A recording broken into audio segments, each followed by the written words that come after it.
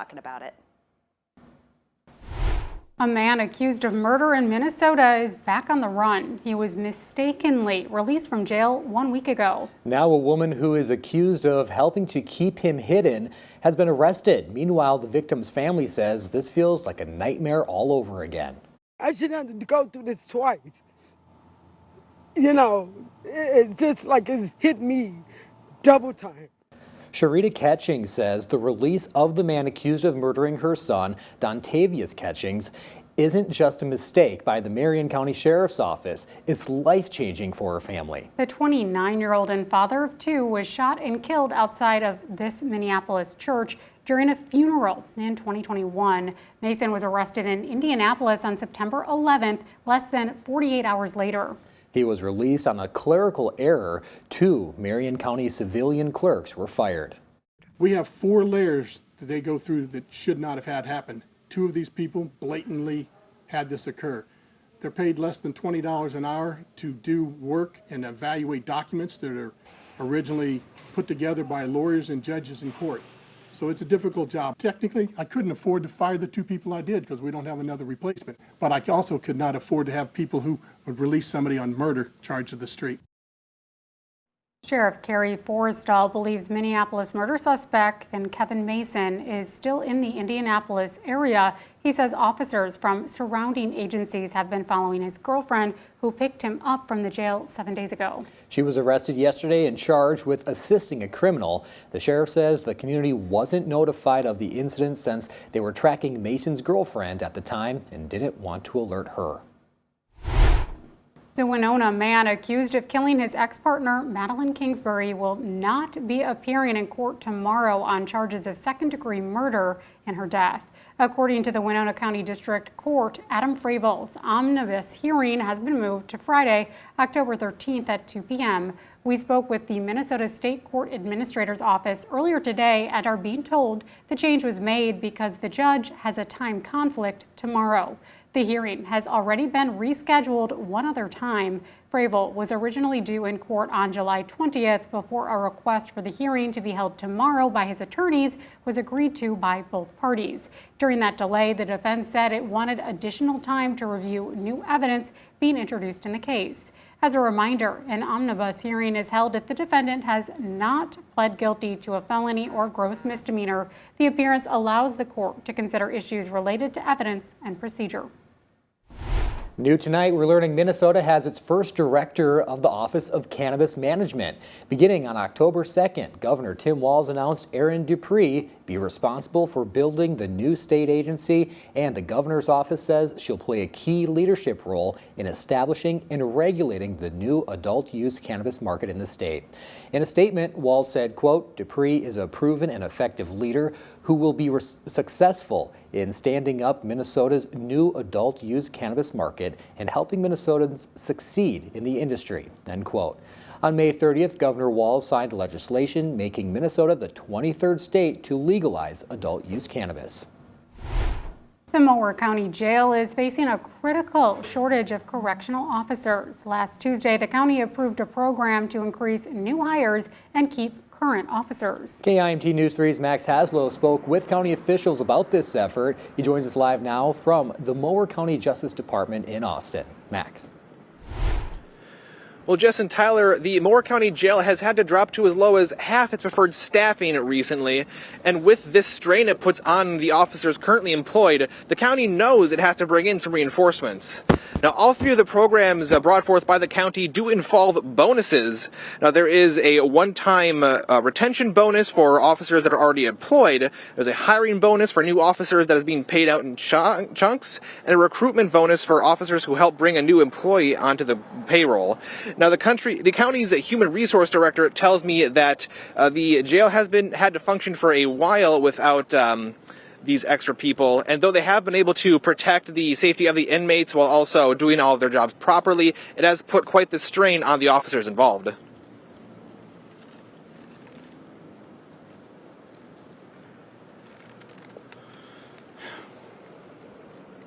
Now, they also told me that these officers have had to go through mandatory overtime hours, forced to not take their PTO, and other things that have really put a strain on working with their families and things of the like. Now, however, she does say that these new programs should bring a lot more people to the table, and she really wants to give a lot of credit to the county's Board of Commissioners, her fellow HR staff, and the jail administration for putting this all together. And she also wants to thank the county itself because the culture really does help the growth of this industry. Live in Austin, Max Haslow, KIMT News 3. Thank you, Max. According to Moore County, COVID-19 negative press involving law enforcement and general workforce shortages are major factors for the jail's staff shortages. Yeah, clearly we lost his video and soundbite there, though, but the county will be monitoring the progress at these programs on a quarterly basis. The preliminary 2024 property tax levy for Olmsted County has been set. The County Board of Commissioners voted yesterday to set the combined levy for both the county and the County Housing and Redevelopment Authority at more than $130 million. That breaks down into property taxes of $125.6 million for Olmsted County, which is an increase of 5.2% over 2023. These numbers are the maximum amount the county cannot go over when it approves a 2024 budget in December. Rochester Community and Technical College's Hive Supply Food Pantry is receiving a $5,000 grant. The money is coming from State Farm Insurance and is meant to help students access basic needs so they can stay in school. RCTC says it's continued to see an increase in demand as each month Hive Supply sets new records for the number of students served. The money was presented to the college during a ceremony today. Looking ahead, the National Eagle Center is welcoming visitors to its Fall Flight Festival this weekend in Wabasha. Exhibits and exhibitors include Falconer, that is Jackie Fallon, Effigy Mounds National Monument, and live eagle programs. It's a celebration of eagles, their fall migration along the upper Mississippi, and the birds' connections to Native American cultures. Doors open at 10 in the morning and admission is $12 for kids and $12 for adults and $10 for kids, that is. If you're taking a drive to somewhere like Wabasha this weekend, you may be looking to enjoy some fall colors. Experts say the changing climate has an impact on our changing leaves, saying the warm weather and lack of rain could ultimately push back peak season. It feels like summer. It still feels like summer. We're going to hit 85 today. I think we have to either redefine normal or you use a different word.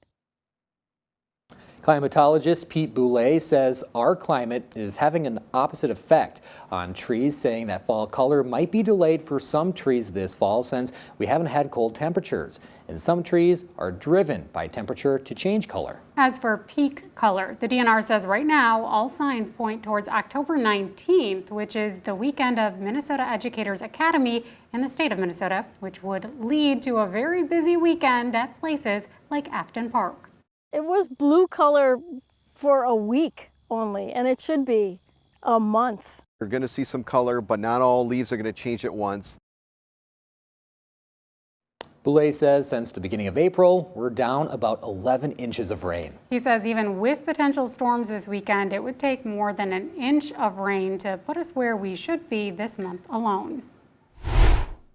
If you'd prefer not to drive far, there's another event to look forward to this weekend in Rochester. Dog owners can grab a leash and head downtown this Saturday. That's because Dogs Downtown is taking place on September 23rd from 11 a.m. to 3 p.m.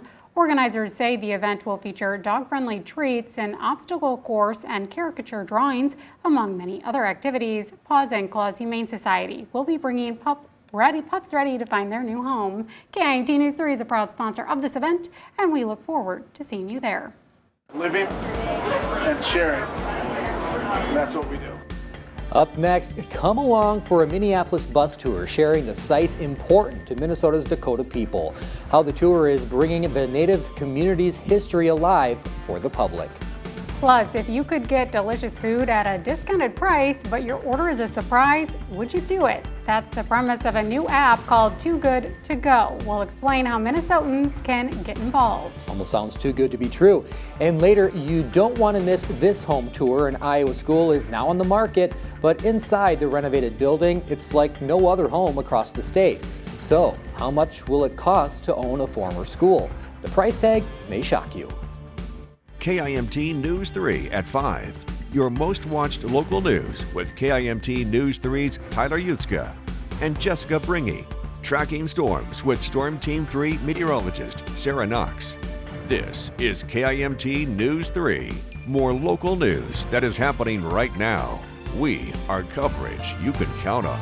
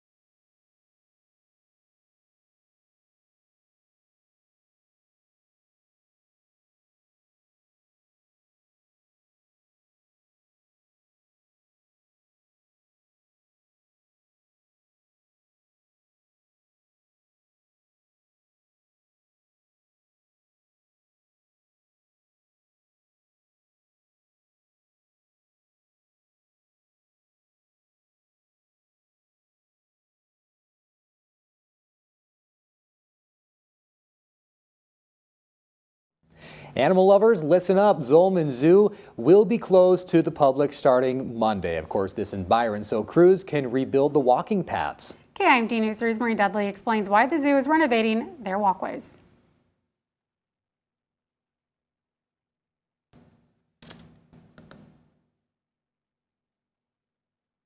The main reason they're closing the zoo down to replace the paths is safety. It's time to upgrade them and make them just a more safer, more accessible pathways. So it's important to do it now. The wood boardwalk paths that are there now are not ADA accessible. Now the zoo will be switching to asphalt, which will be much easier to maintain. If we're going to be in the process of replacing and upgrading the boardwalks, why wouldn't we just do it at this time and then we're done with them? The paths will make it easier for visitors to see the animals, and the crew won't have to struggle to clear snow off them in the winter. The manager tells me it will save them money in the long run. The lineal foot of blacktop is anywhere from $6 to $7, and a lineal foot of boardwalk is anywhere from $11 to $14. In Byron, Maureen Dudley, KIMT News 3. Now, while the main area of the zoo will be closed, the public can still visit the bison, elk, and deer. The construction will only impact the portion of the zoo with the wooden boardwalk. Oxbow's Parks Trails and the Nature Center will stay open. Now moving on to a moving mural in Minnesota. It's been sharing the history of a culture whose voices were silenced for generations. A first ever guided bus tour of sites important to Minnesota's Dakota people is now taking place in Minneapolis. This is Marlena Miles and the pastel-colored Metro Transit We Are on Dakota Land bus that her design adorned last month. Metro Transit driver Kevin Montree, who's seen right here, is Lakota, and he was one of the first to drive the bus. The two partnered with others in the Native community to bring the public on this tour of Dakota art. Stops include Indian Mounds Regional Park in St. Paul, the overlook of the confluence of the Mississippi and Minnesota rivers, where many women and children were forced marched after the 1862 U.S.-Dakota War, as well as Powwow Ground Coffee in Minneapolis. I have been to some of these sites, but now I have a better explanation and understanding of what happened there and what it means. Every Native person, we have a different way of telling our story, and all of those stories are important to tell. So we are on Dakota Land bus tour, sold out in less than 2 hours. Miles hopes additional tours will be offered. And she also hopes in the future local Native artists can provide bus designs for other cultures. We're saving almost 3 meals per second. A new app in Minnesota is not only saving delicious food that would otherwise go to waste, but cutting the cost significantly for us consumers. We'll let you know how you can get in on the Too Good To Go app. Sarah. Thank you very much, Jess. Now on to the weather, and we're looking at some rainfall this weekend, which is some great news considering the latest drought monitor has been released. I'll let you know what we're looking at when it comes to dry skies and dry soil. That's where I'm going with this. Coming up in just a moment.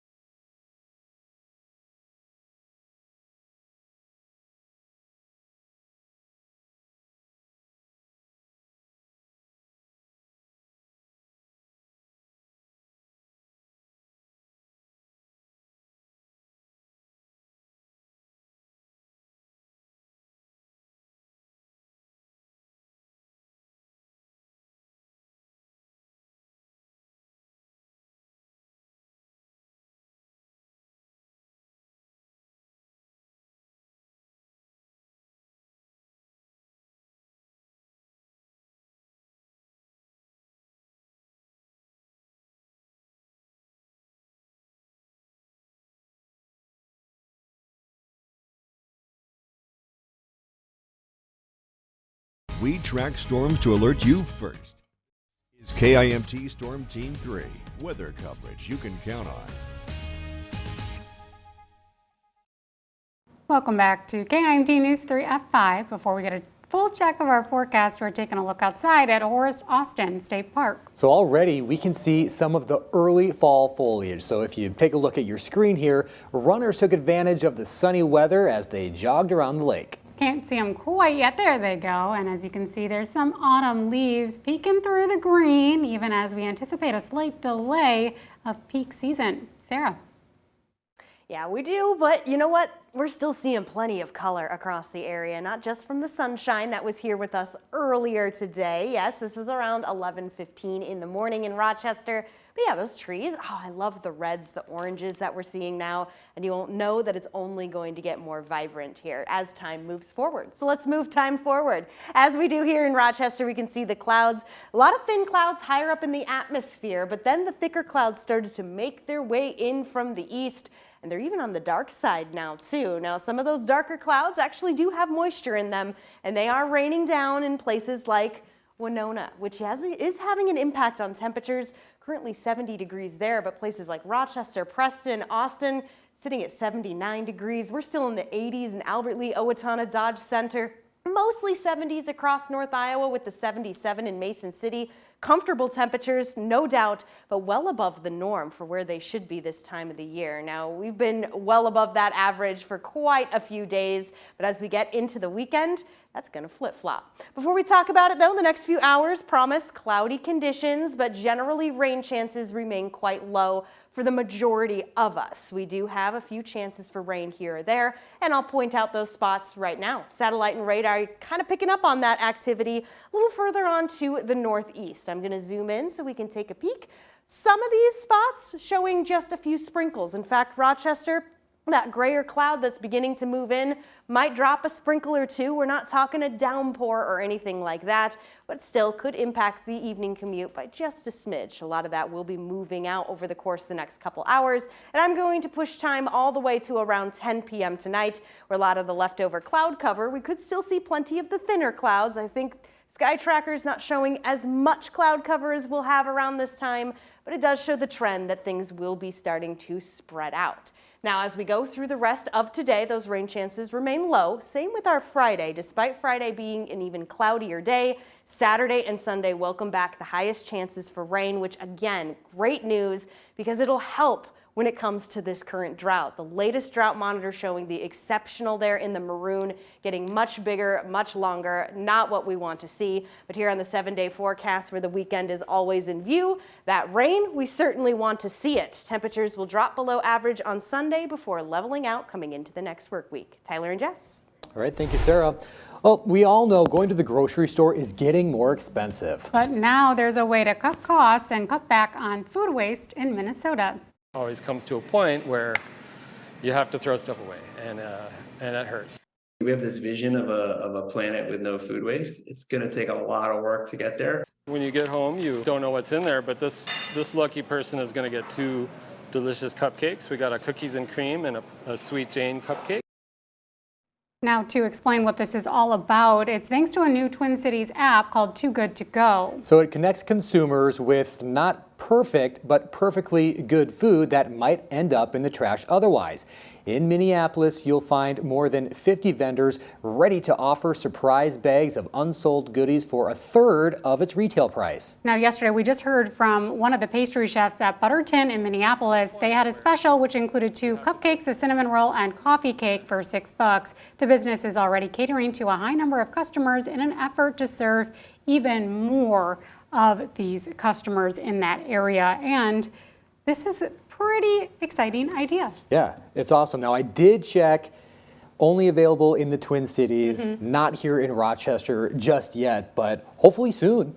And they do say since the start of the month, more than 1,400 meals have been saved in Minneapolis alone, again, like you mentioned, not Rochester yet. Yeah, and you can sign up for the Too Good To Go app, all for free, and you won't have to pay anything unless you're looking to sell food through the app. What if, after a long day in the classroom, your kids could return home to, well, a former classroom? Next, we'll take you to Iowa, where a renovated school is now up for sale, and share just how much it will cost you to call it home sweet home.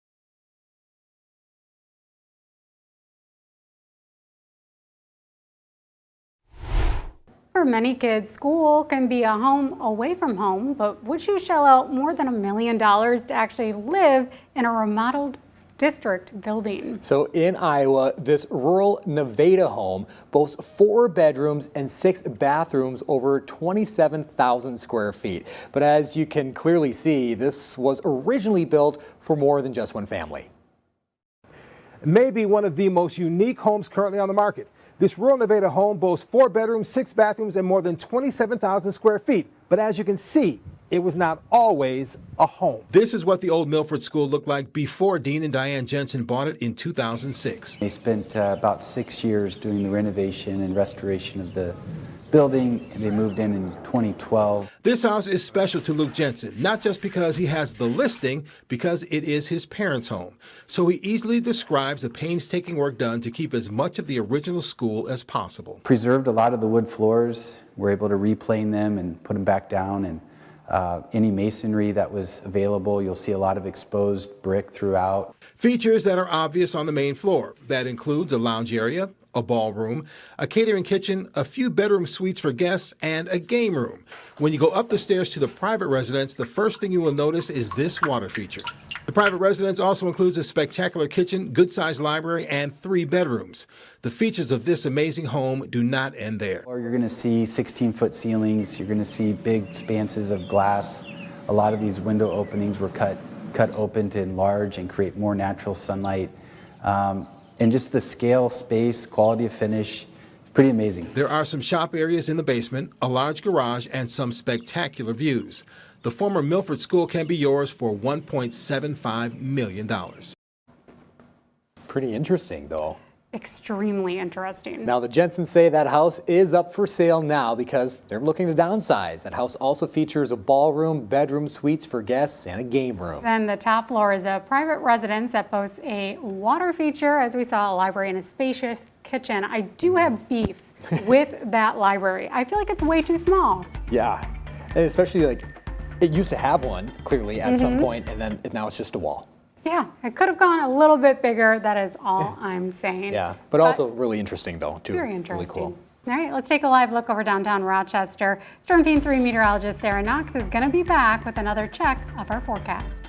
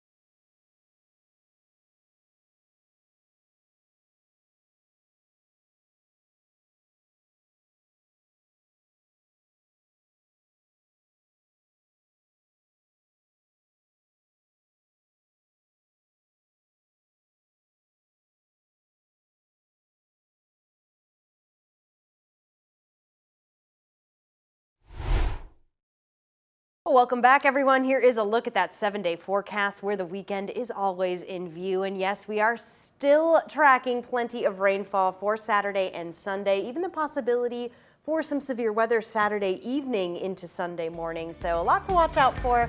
At least we get some sunshine back next week. Yeah. All right, Sarah, thanks. And thank you for watching KIMT News 3 at 5. We'll see you right back here at 6.